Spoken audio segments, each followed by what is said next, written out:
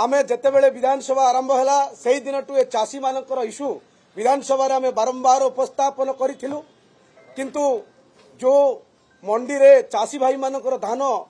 पड़ी रही मंडी रे अव्यवस्था रही से मानकर धान उठू नाही से विषय रे आमे विगत दिन रे विधानसभा रे मध्य दाबी उपस्थापन करिथिलु चाषी भाई मानकर धान तुरंत उठाइबा पई आमे दाबी उपस्थापन करिथिलु किंतु ए सरकार आज धान चाषी भाई मानकर धान उठैला नाही जा फल रे आज मालकानगिरी जिला अविभक्त कोरापुट जिले रे अदिनिया वर्षा लागी रही दीर्घ 4 दिन हेलानी लागी रही धान चाषी मानकर धान मंडी रे पड़ी रही वर्षा हेबा फल रे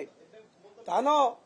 चाषी भाई मानकर धान एवं गजा हो गलानी एवं नष्ट हो गला आमे ए सरकार को बारंबार अनुरोध कला सत्ते बारंबार दाबी जणाइला सत्ते मध्य सरकार कर्णपात कले नाही सेतिपाई आज ए प्रेस माध्यम रे मु सरकार को एवं जोगाण मंत्री एवं माननीय मुख्यमंत्री को मु अनुरोध करुची जतकी भी धान पड़ी रही से धान को तुरंत उठाइबा व्यवस्था करंतु एवं जो धान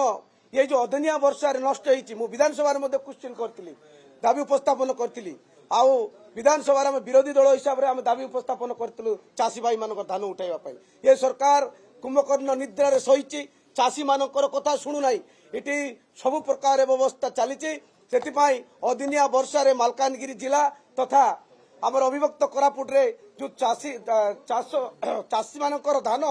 मंडी रे पड़ी रही वर्षा हो गला पर धान गजा हो गला धान नष्ट हो गला से धान तुरंत उठाइबा व्यवस्था करंतु नचेत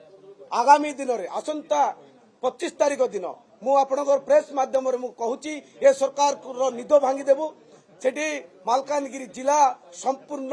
रास्ता रोक करिवु एवं संपूर्ण जिलापाल ऑफिस को अचल करदेबु जो चाषी भाई मानकर धान नष्ट होईची ताकू सठिक भाव में तदंत करी सीएसओ एवं